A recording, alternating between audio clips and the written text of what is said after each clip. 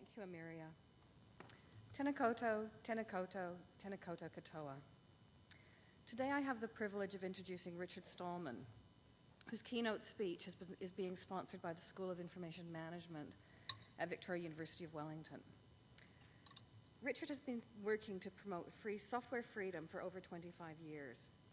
In 1983, he started the GNU project to develop a free operating system, and in 1985, he set up the Free Software Foundation.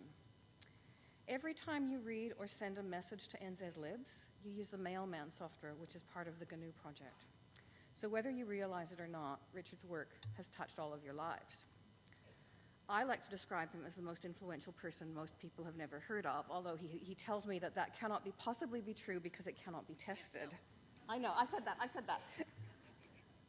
I still like it. His ideas about software freedom, just a minute, I've lost my mouse. His ideas about software freedom and free access to information were used by Tim Berners-Lee when he created the world's first web server. And in 1999, his musings about a free online encyclopedia inspired Jimmy Wales to set up what is now Wikipedia. Today, Richard will be talking to us about copyright versus community in the age of computer networks and their implications for libraries. Richard.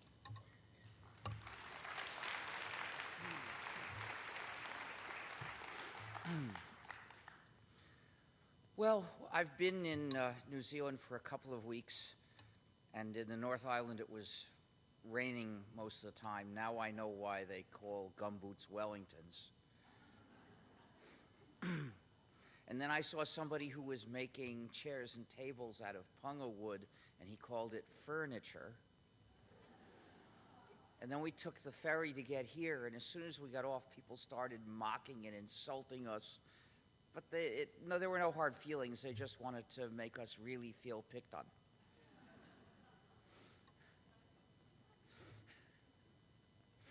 Well, I'm not going to continue. The reason people usually invite me to give speeches is because of my work on free software.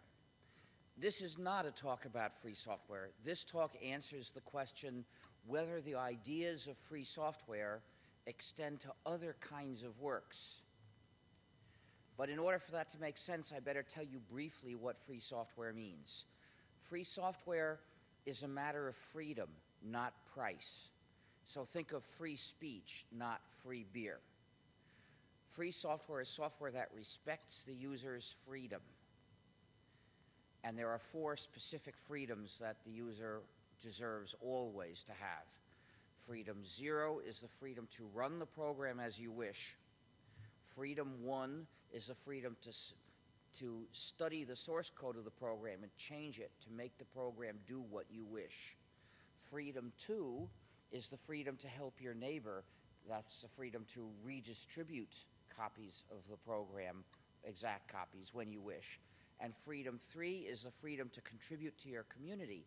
That's the freedom to publish your modified versions when you wish. So if the program gives you these 4 freedoms, then it's free software, which means the social system of its distribution and use is an ethical system, one that respects the user's freedom and the social solidarity of the user's community. But if one of these freedoms is missing or insufficient, then it's proprietary software, non-free software, user-subjugating software. It's unethical, it's not a contribution to society, it's a power grab. And this unethical practice should not exist. The goal of the free software movement is to put an end to it. All software should be free so that all users can be free. Proprietary software keeps the users divided and helpless. Divided because they're forbidden to share it, and helpless because they don't have the source code so they can't change it. And they can't even study it to verify what it's really doing to them. And many proprietary programs have malicious features to spy on the user, restrict the user, even backdoors to attack the user. For instance, Microsoft Windows has a backdoor with which Microsoft can forcibly install software changes without asking permission from the supposed owner of the computer. So You may think it's your computer, but if you've made the mistake of having Windows running in it, then really Microsoft has owned your computer. So computers need to be defenestrated, which means either throw Windows out of the computer or throw the computer out the window. But any proprietary software gives the developer unjust power over the users. Some of these developers abuse this power more and some abuse it less, but none of them ought to have it. You deserve to have control of your computing and not be forcibly dependent on a particular company. So you deserve free software. Well, at the end of speeches about free software, people sometimes ask whether these same ideas and freedoms apply to other things. Well, if you have a copy of a published work in your computer, it makes sense to ask whether you should have the same four freedoms, whether it's ethically essential that you have them or not. And that's the question I'm going to address today.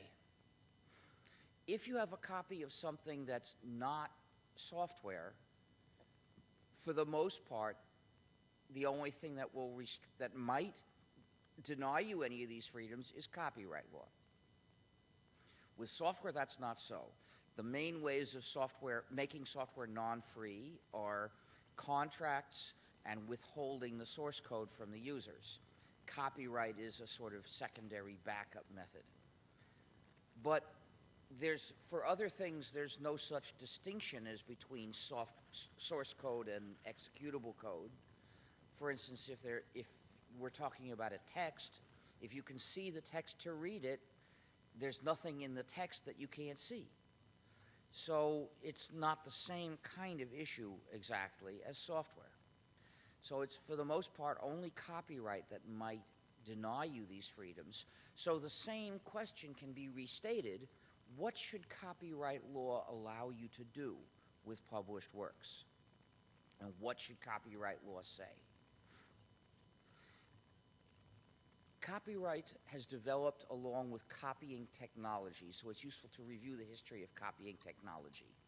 Copying began in the ancient world, where it was done with a writing implement on a writing surface. You'd read one copy and write another. Now, this technology was rather inefficient, but other interesting characteristics were that it had no economy of scale.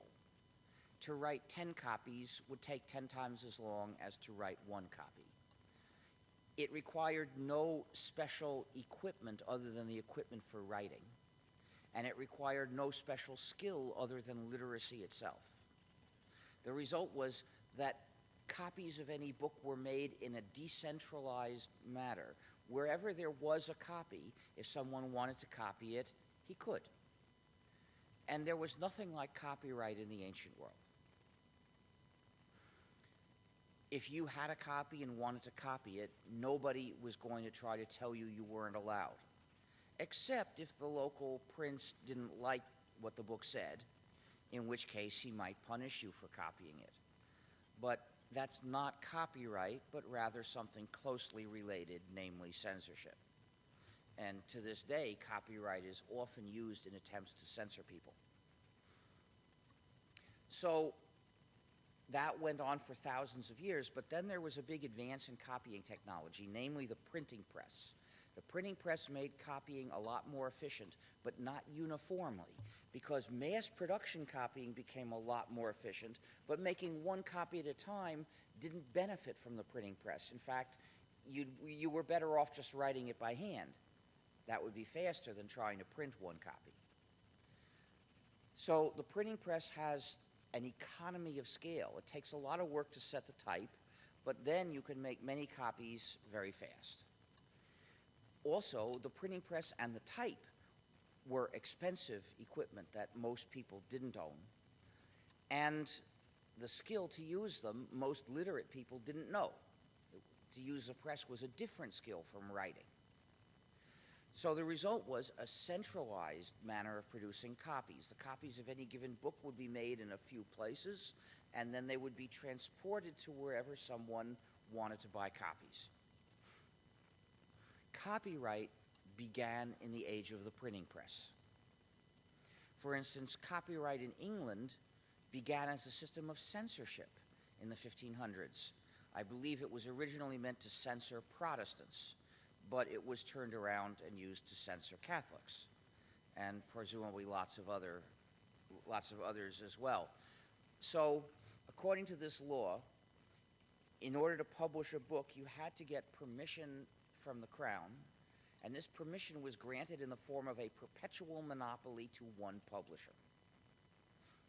Well, this was allowed to lapse in the 1680s, I believe, and the publishers wanted it back again, but what they got was something somewhat different.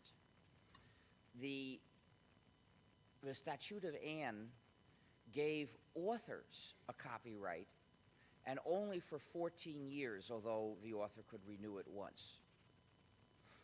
So this was a totally different idea, not a temporary monopoly for the author instead of a perpetual monopoly for the publisher. And the idea developed that copyright was a means of promoting writing. When the U.S. Constitution was written, some people wanted authors to be entitled to a copyright, but that was rejected.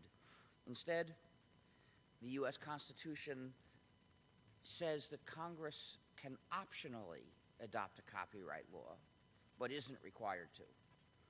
And if there is a copyright law, its purpose is to promote progress. In other words, the motive is not benefits for copyright holders or anyone they do business with, but for the general public. And copyright has to last a limited time. The publishers keep hoping to get us to forget about this. So here we have an idea of copyright, which is an industrial regulation on publishers controlled by authors and designed to provide benefits to the public at large. It functioned this way because it didn't restrict the readers. Now, in the early centuries of printing, and still, I believe, in the 1790s, lots of readers wrote copies by hand because they couldn't afford printed copies. But nobody ever expected copyright law to be something other than an industrial regulation. It wasn't meant to stop people from writing copies. It was meant to regulate the publishers. So because of this, it was easy to enforce, uncontroversial, and arguably beneficial for society. It was easy to enforce because it only had to be enforced against publishers, and it's easy to find the unauthorized publishers of a book. You go to a bookstore and say, where do these copies come from? You don't have to invade everybody's home and everybody's computer to do that. It was uncontroversial because as the readers were not restricted, they had nothing to complain about.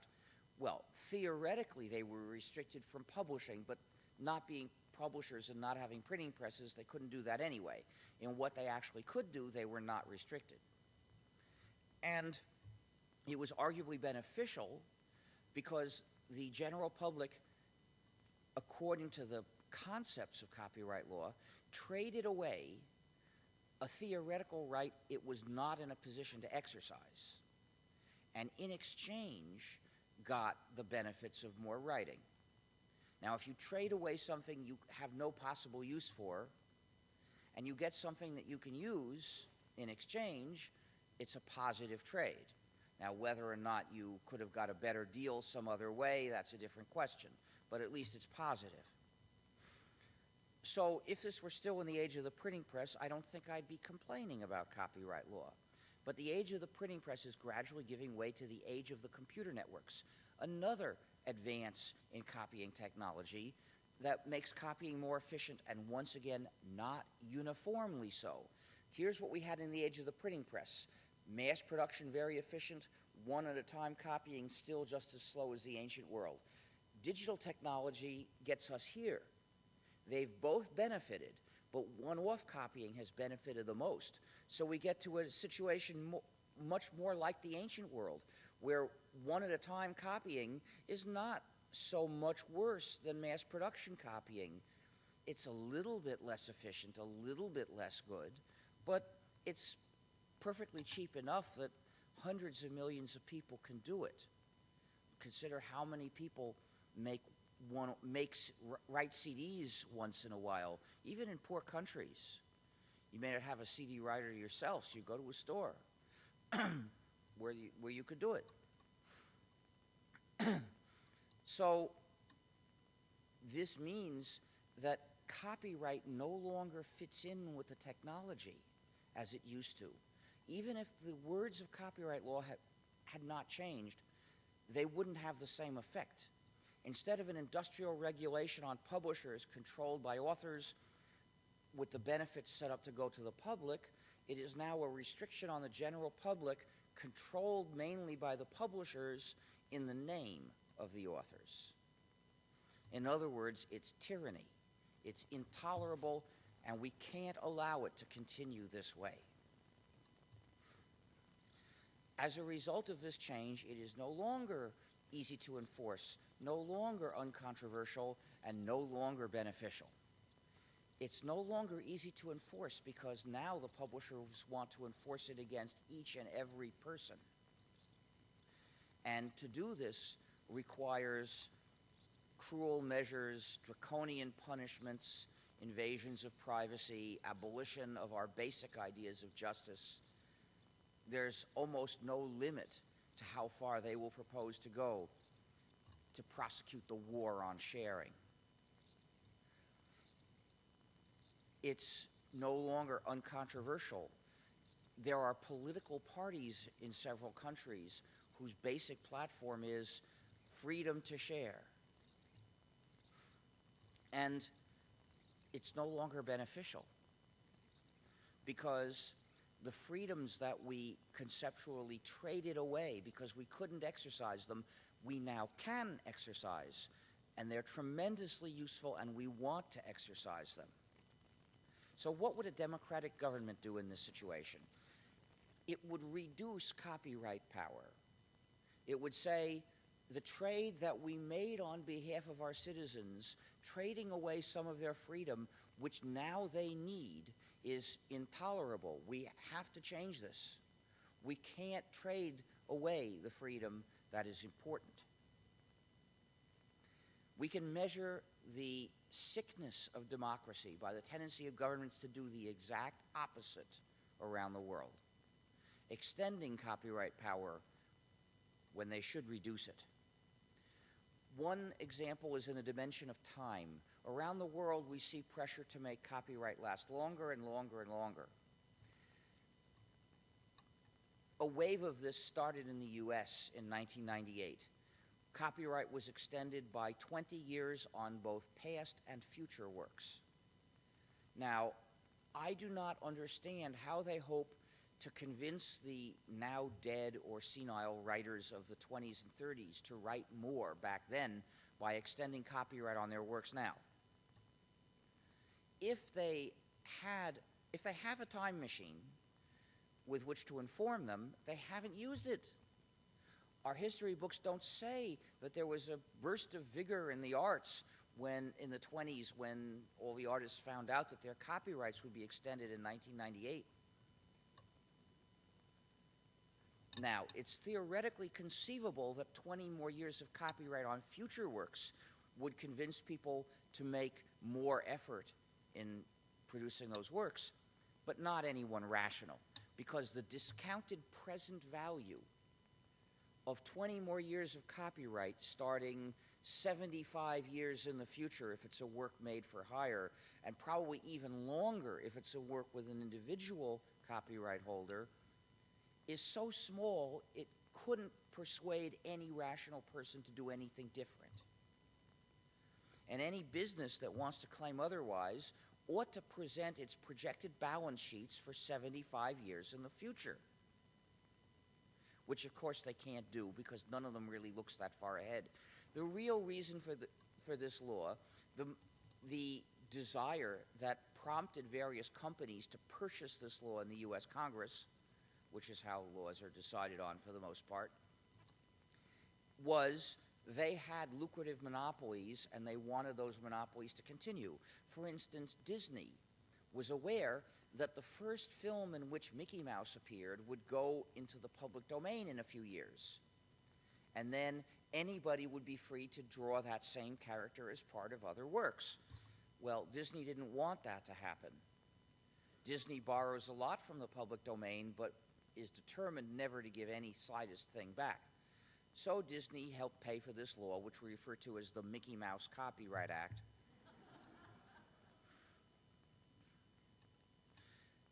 The movie companies say they want perpetual copyright, but the U.S. Constitution won't let them get that officially.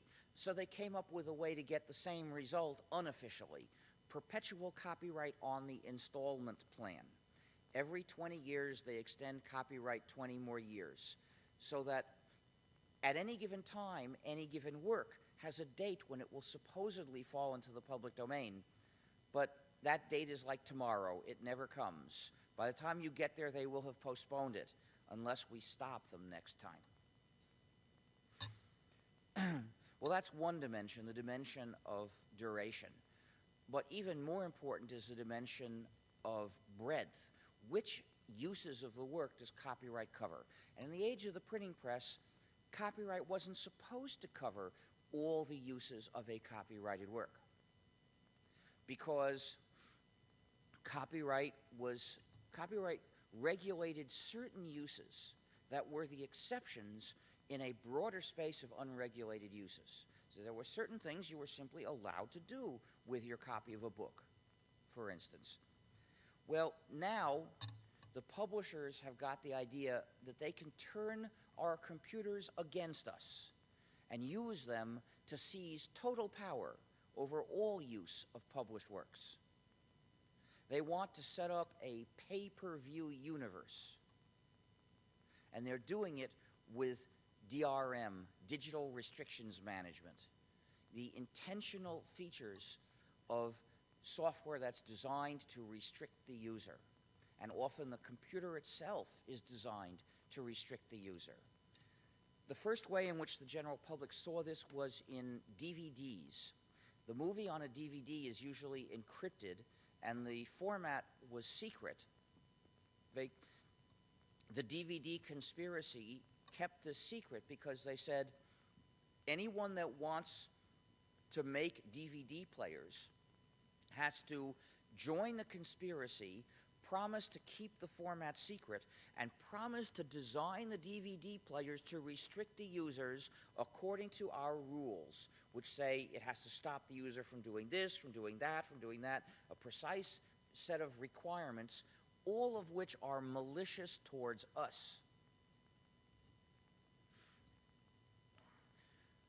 And it worked for a while, but then some people figured out this secret format and published free software capable of reading the movie on a DVD and playing it. Well, then the publishers said, since we can't actually stop them, we have to make it a crime.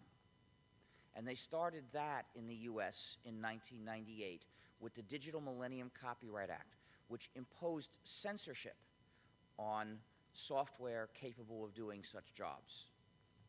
So that particular piece of free software was the subject of a court case. Its distribution in the US is forbidden. The US practices censorship of software. But the movie companies are well aware that they can't really make that program disappear. It's easy enough to find it. So they designed another encryption system, which they hoped would be harder to break. And it's called AACS, or the ACS. And the AACS conspiracy makes precise rules about all players. For instance, in 2011, it's going to be forbidden to make analog video outputs. So all video outputs will have to be digital, and they will carry the signal encrypted into a monitor specially designed to keep secrets from the user. And that is malicious hardware. And they say that the purpose of this is to, quote, close the analog hole, unquote. I'll show you a couple of analog holes. Here's one, and here's another, but they'd like to poke out permanently. So how do I know about these conspiracies? The reason is they're not secret. They have websites. The AACS website proudly describes the contract that manufacturers have to sign, which is how I know about this requirement. It proudly states the names of the companies that established this conspiracy, which include Microsoft and Apple and Intel and Sony and Disney and IBM. Now, a conspiracy of companies to restrict the public's access to technology ought to be prosecuted as a serious crime, like a conspiracy to fix prices, except it's worse. So the prison sentences for this should be longer. But these companies are quite confident that our governments are on their side against us. They have no fear of being prosecuted for these conspiracies, which is why they don't bother to hide them.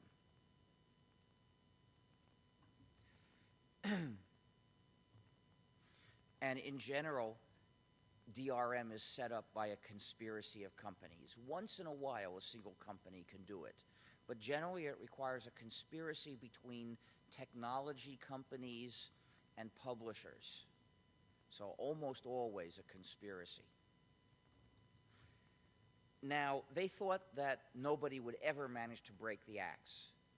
But about 3.5 years ago, someone released a free program capable of decrypting that format. However, it was totally useless because in order to run it, you need to know the key. And then 6 months later, I saw a photo of 2 adorable puppies with 32 hex digits above them. And I wondered, why put those 2 things together? I wonder if those numbers are some important key.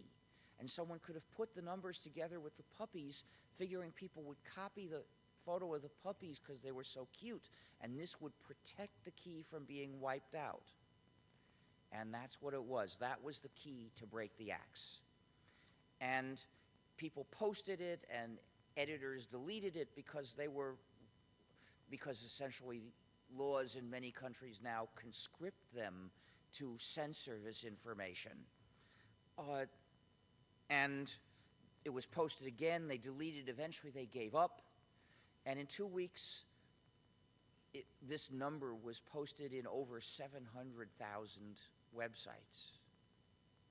Well, that's a big outpouring of public disgust with DRM, but it didn't win the war because the publishers changed the key. And not only that, with HD DVD, this was adequate to break the DRM, but not with Blu-ray, because Blu-ray has an additional level of DRM. And so far, there is no free software that can break it. Which means that you must regard Blu-ray discs as something incompatible with your own freedom. They are an enemy with which no accommodation is possible, at least not with our present level of knowledge. Never accept any product designed to attack your freedom. So if you don't have the free software to play a DVD, you mustn't buy or rent any DVDs or accept them even as gifts, except for the rare non-encrypted DVDs, which there are a few of. I actually have a few. I don't have any encrypted DVDs. I will take them. So this is how things stand in video, but we've also seen DRM in music. For instance, about 10 years ago, we started to see things that looked like compact discs, but they weren't written quite like compact discs. They didn't follow the standard. We called them corrupt discs. And the idea of them was that they would play in an audio player, but it was impossible to read them on a computer. But these different methods had various problems. Eventually, Sony came up with a clever idea. They put a program on the disc so that if you stuck the disc into a computer, the disc would install the program, and this program was designed like a virus to take control of the system. It's called a rootkit, meaning that it has things in it to break the security of the system so that it can install the software deep inside the system and modify various parts of the system. For instance, it modified the command you could use to examine the system to see if this software was present, so as to disguise itself. And it modified the command you could use to delete some of these files so that it wouldn't really delete them. Now, all of this is a serious crime. But it's not the only one Sony committed, because this software also included code, free software code that had been released under the GNU General Public License. Now, the GNU GPL is a copyleft license, and that means it says, yes, you're free to put this code into other things, but when you do, the entire program you put it into, you must release as free software under the same license, and you must make the source code available to the users, and to inform them of their rights, you have to give them a copy of this license when they get the software. And Sony didn't comply with all that. That's commercial copyright infringement, which is a felony.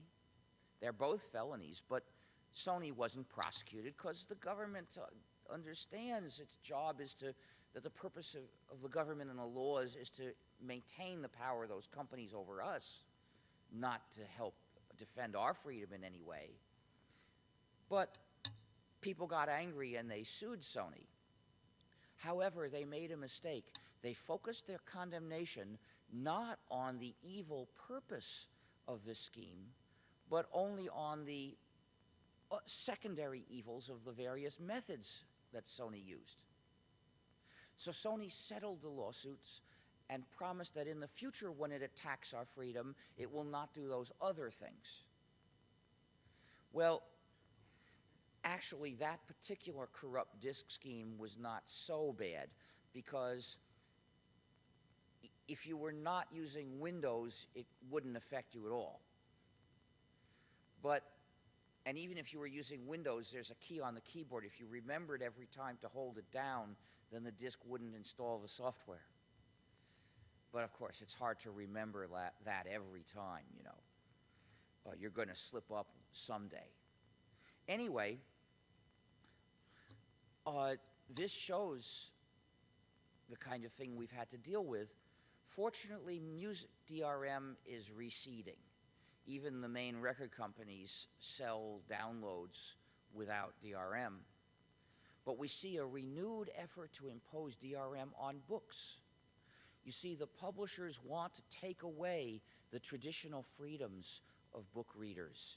Freedom to do things such as borrow a book from the public library, or lend it to a friend, to sell a book to a used bookstore, or buy it anonymously paying cash, which is the only way I buy books. We've got to resist the temptations to let Big Brother know everything that we're doing.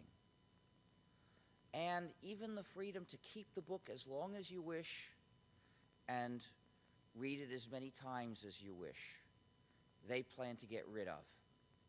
And the way they do it is with DRM.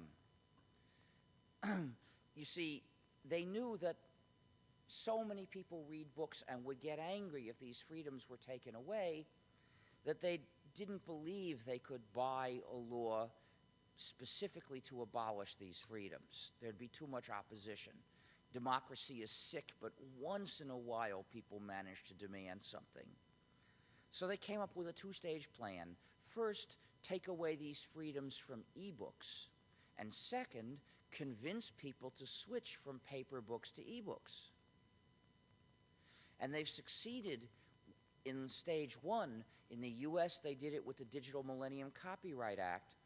And in New Zealand, they've that was part of the year ago Copyright Act. Censorship on distribution of software that can break DRM was part of that law, and that's an unjust provision. It's got to be repealed. Well, the second stage is convince people to switch from printed books to ebooks, and that didn't go so well. One publisher in 2001 had the idea they would make their line of ebooks really popular if they started it with my biography. So they found an author, and the author asked me if I'd cooperate, and I said, only if this book is published as an ebook without encryption, without DRM. Publisher wouldn't go along with that, and I just stuck to it, and I said no. Eventually, we found another publisher who was willing to do this, and in fact, willing to publish the book under a free license, giving you the 4 freedoms. So the book was written and published and sold a lot of copies on paper. But in any case, ebooks failed at the beginning of this decade. People just didn't want to read them very much. And I said, they will try again. And we saw an amazing number of news articles about electronic ink, or was it electronic paper? I can never remember which. And it occurred to me, probably the reason there's so many is the publishers want us to think about this. They want us to be eager for the next generation of ebook readers. And now they're upon us. Things like the Sony Shredder. Well, its official name is the Sony Reader, but if you put on SH, it explains what it's designed to do to your books. And the Amazon Swindle, designed to swindle you out of your traditional freedoms without your noticing. Well, of course, they call it the Kindle, which expresses what it's going to do to your books. The Kindle is an extremely malicious product, about as malicious as Microsoft Windows. They both have spy features, they both have digital restrictions management, and they both have backdoors. In the case of the Kindle, the only way you can buy a book is to buy it from Amazon, and Amazon requires you to identify yourself, so they know everything that you've bought. And then there's digital restrictions management, so that you can't lend the book or sell it to a used bookstore, and the library can't lend it either. And then there's a back door, which we found out about 3 months ago, because Amazon used it. Amazon sent a command to order all the Kindles to erase a particular book, namely 1984 by George Orwell. Yes, they couldn't have picked a more ironic book to erase. So that's how we know that Amazon has a backdoor with which it can erase books remotely. What else it can do, who knows? Maybe it's like Microsoft Windows. Maybe Amazon can remotely upgrade the software, which means whatever malicious things are not in it now, they could put them in tomorrow. This is intolerable. Any one of these restrictions is intolerable. They want to create a world where nobody lends books to anybody anymore. Imagine that you visit a friend and there are no books on the shelf. Of course, it's not that your friend doesn't read, but his books are all inside a device, and of course he can't lend you those books. The only way he could lend you any one of those books is to lend you his whole library, which is obviously a ridiculous thing to ask anybody to do. So there goes friendship for people who love books. Make sure that you inform people what this device implies. It means other readers will no longer be your friends because you will be acting like a jerk towards them. Spread the word preemptively. This device is your enemy. It's the enemy of everyone who reads. And the people who don't recognize that are the people who are thinking so short term that they don't see it. It's our job to help them see beyond the momentary convenience to the implications of this device. Now, I have nothing against distributing books in digital form if they are not designed to take away our freedom. So, strictly speaking, it's possible to have an ebook reader which is not designed to attack you, which runs free software and not proprietary software, which doesn't have DRM, which doesn't make you identify yourself to get a book, which doesn't have a backdoor, which doesn't restrict what you can do with the files on your own machine.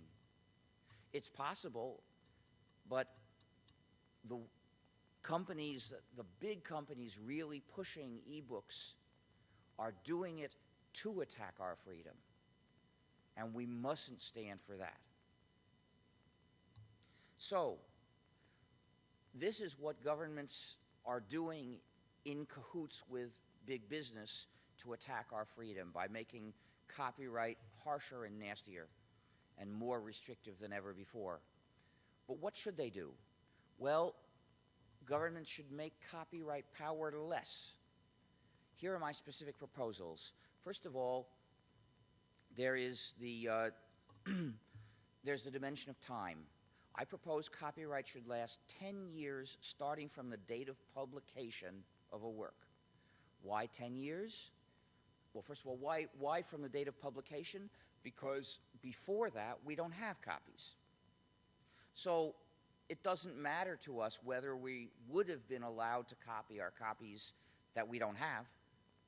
So I figure we might as well let the authors have as much time as it takes to arrange publication and then start the clock. But why 10 years? Well, I don't know about this country, but in the US, the publication cycle has got shorter and shorter. Nowadays, almost all books are remaindered within 2 years and out of print within 3. So 10 years is more than 3 times the usual publication cycle. That should be plenty comfortable. But not everybody agrees.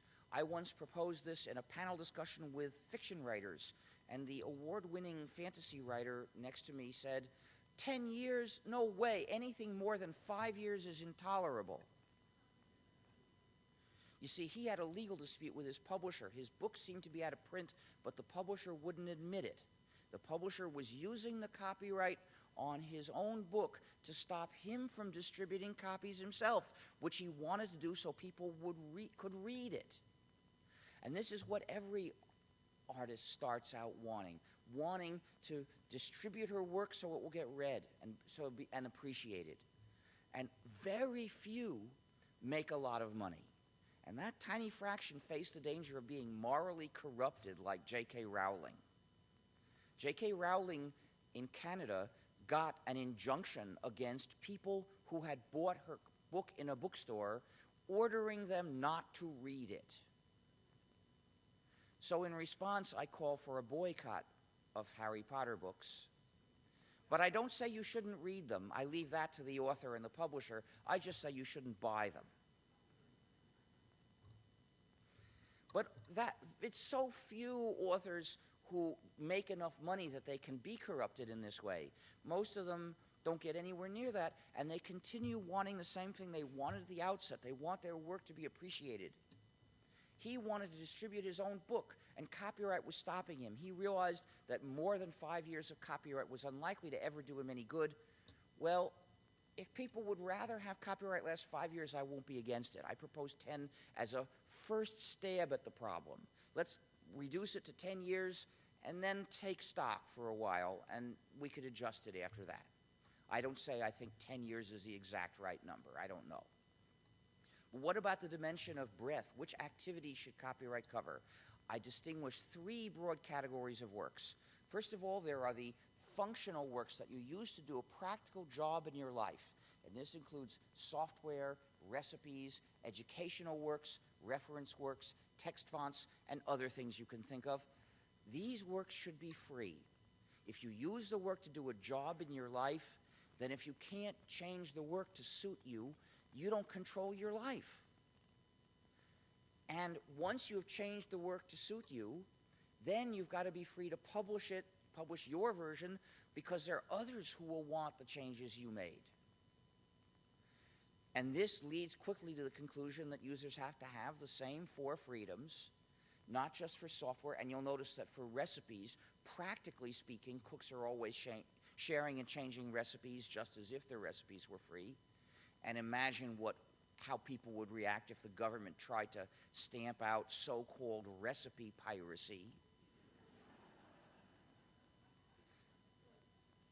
The term pirate is pure propaganda. When people ask me what I think of music piracy, I say, as far as I know, when pirates attack, they don't do it by playing instruments badly, they do it with arms.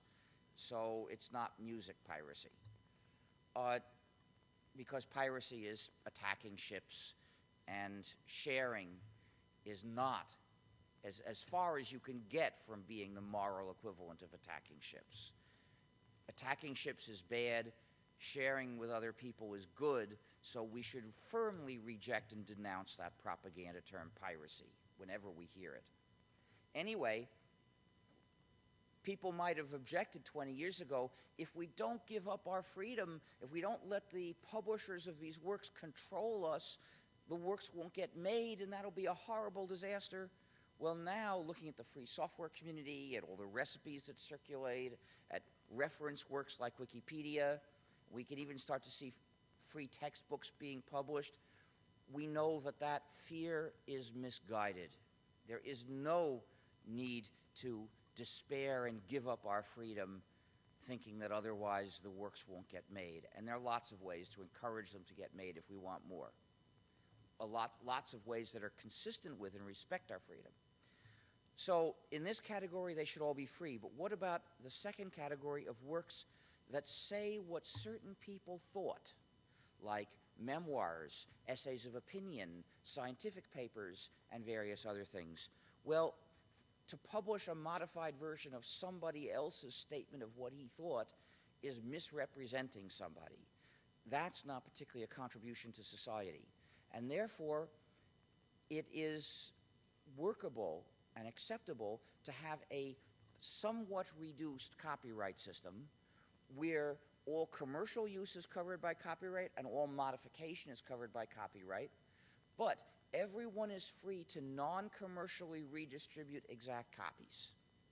That freedom is the minimum freedom we must establish for all published works, because the denial of that freedom is what creates the war on sharing, what creates the vicious propaganda that says that sharing is theft, that sharing is like being a pirate and attacking ships. Absurdities, but absurdities backed by a lot of money that has corrupted our governments. So we need to end the war on sharing. We need to legalize sharing exact copies of any published work. But in the second category of works, that's all we need. We don't need to make them free. And therefore, I think it's okay to have the reduced copyright system, which covers commercial use and all modification, and this will provide a revenue stream to the authors in more or less the same, usually inadequate way as the present system. You've got to keep in mind the present system, except for superstars, is usually totally inadequate. What about works of art and entertainment? Well, here, it took me a while to decide what to think about modification. You see, on the one hand, a work of art can have an artistic integrity, and modifying it could destroy that. Of course, copyright doesn't necessarily stop works from being butchered that way. Hollywood does it all the time.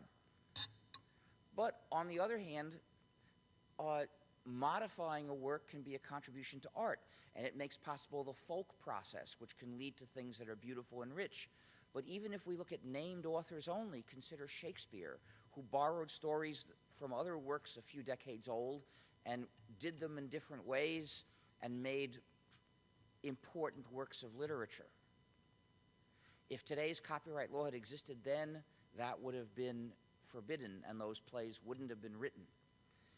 But eventually I realized, yes, modifying a work of art can be a contribution to art, but you don't have to, it's not desperately urgent in most cases. If you had to wait 10 years for the copyright to expire, you could wait that long. Not like the present-day copyright law that makes you wait maybe 75 years or 95 years, or in Mexico you might have to wait almost 200 years in some cases, because copyright in Mexico expires 100 years after the author dies. What the author writes when young, you might have to wait almost 200 years. This is insane. But 10 years, as I've proposed copyright should last, that people can wait. So I propose the same partly reduced copyright system that covers commercial use and modification, but everyone's got to be free to non-commercially redistribute exact copies. And then after 10 years, it goes into the public domain, and people can contribute to art by publishing their modified versions. Oh, and one other thing. If you're going to take little pieces out of a bunch of works and rearrange them into something totally different, that should just be legal. Because the purpose of copyright is to promote art, not to obstruct art. It's stupid to apply copyright to using snippets like that. It's self-defeating. It's a kind of distortion that you'd only get when the government is basically under the control of the publishers of the existing successful works and has totally lost sight of its intended purpose. So that's what I propose, and in particular this means that sharing copies on the internet must be legal. Sharing is good. Sharing builds the bonds of society.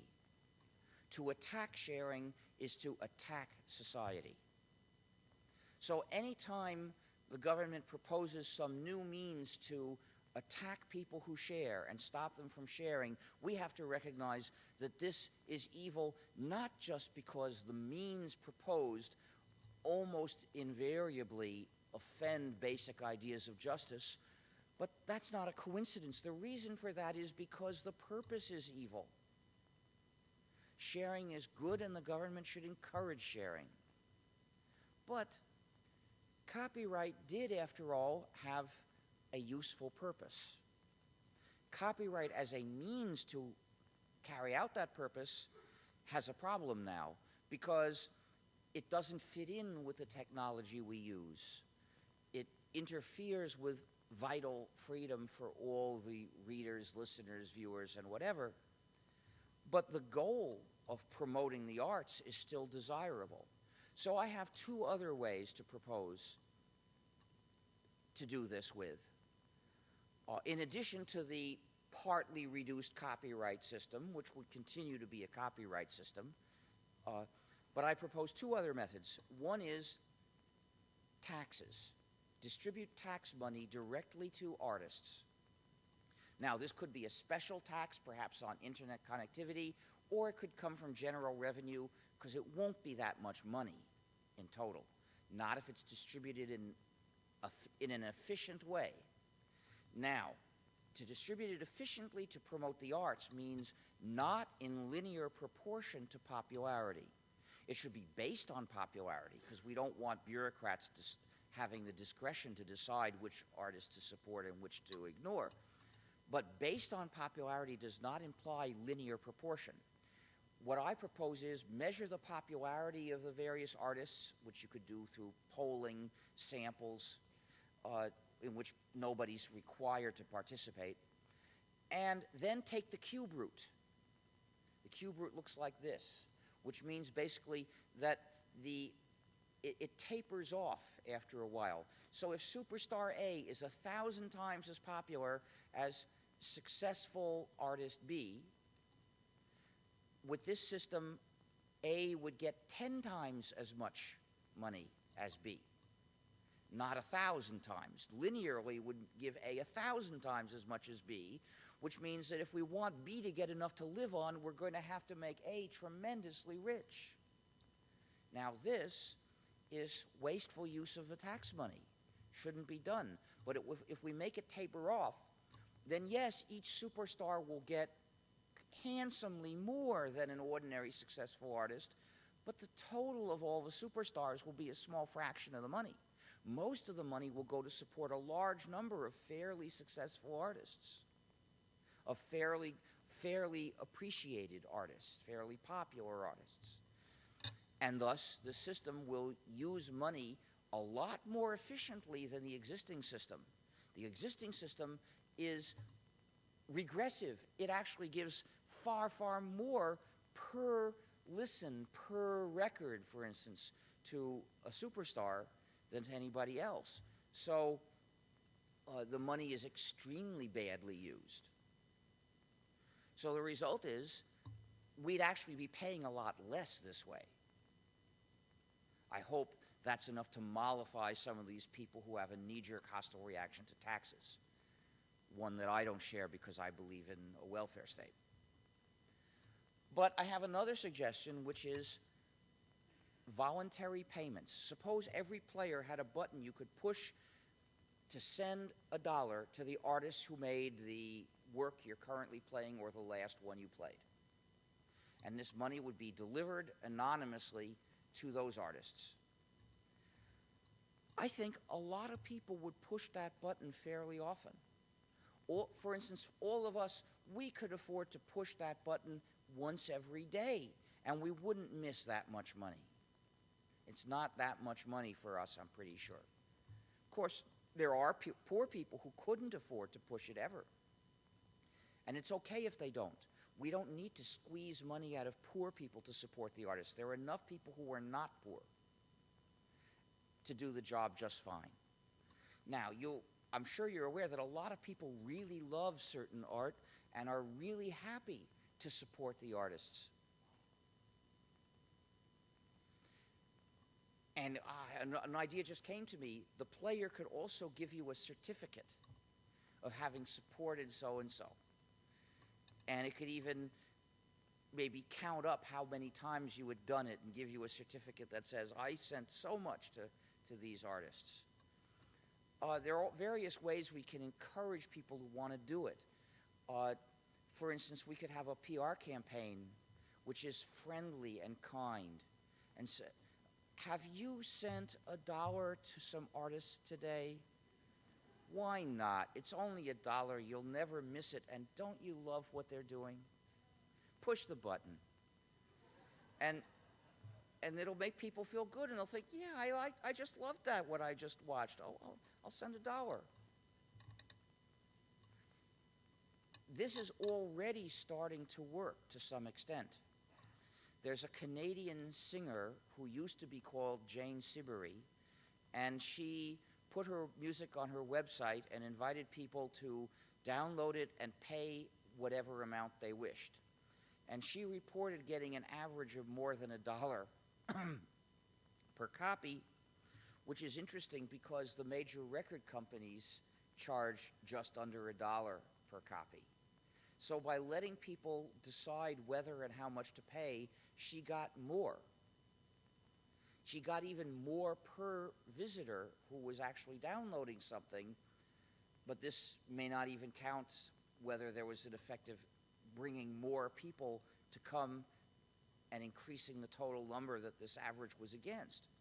So it can work, but it's a pain in the neck under present circumstances. You've got to have a credit card to do it. And that means you can't do it anonymously, and you've got to go find where you're going to pay, and the payment systems for those small amounts, they're not very efficient, so the artists are only getting half of it.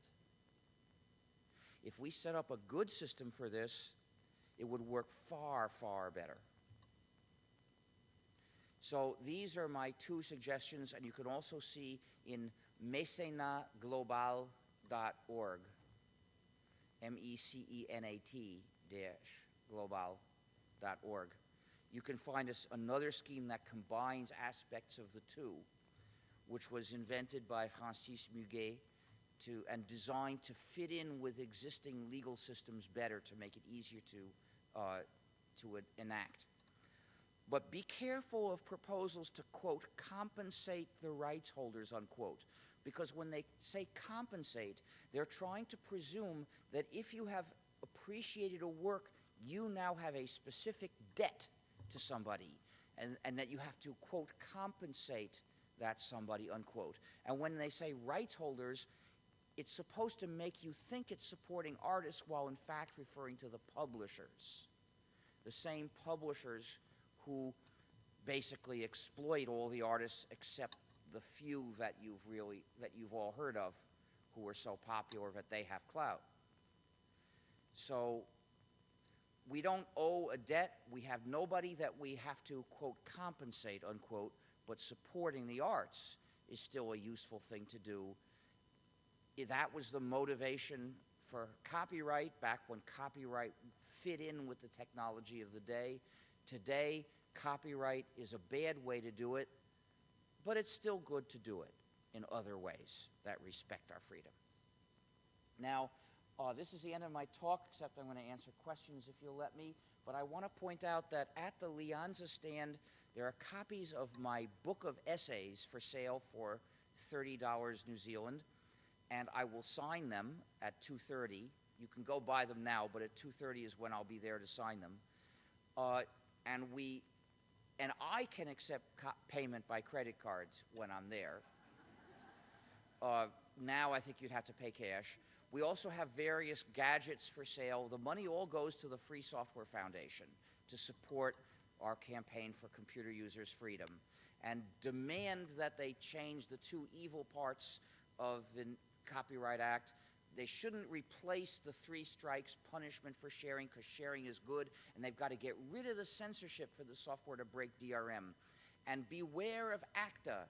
They're trying to negotiate a treaty between various countries for all of these countries to attack their citizens, and we don't know how because they won't tell us.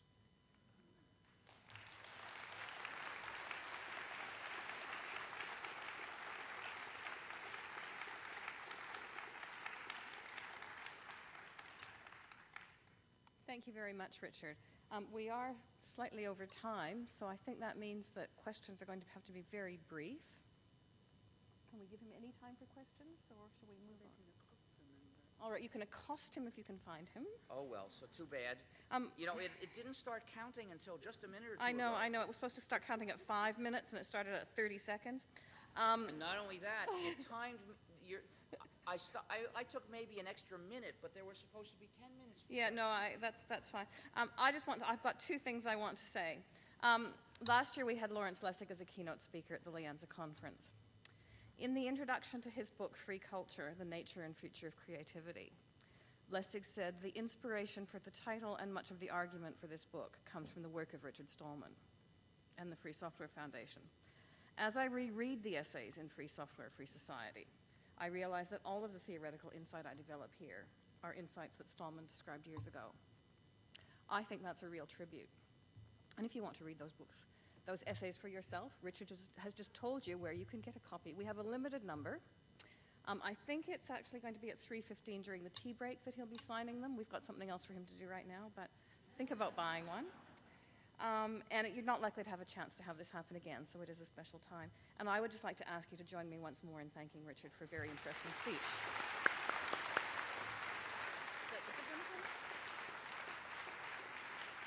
And I'm supposed to give these to him. Richard.